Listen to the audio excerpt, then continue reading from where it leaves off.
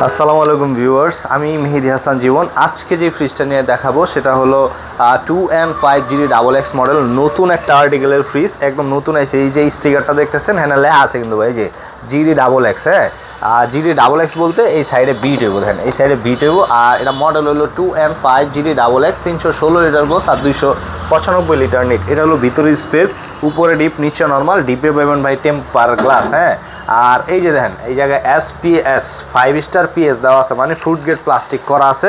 আর এই নর্মালটা দেখেন, নর্মালের ডিপার্টমেন্টগুলো একটু আলাদা করা, সার্কেল করা। আর এটা হলো ভাই হাইলো একটা সিস্টেম করা আছে। হ্যাঁ, ডিমের কাছে বরফদানি আর ইয়ের খোঁচানোর চামিচগুলো।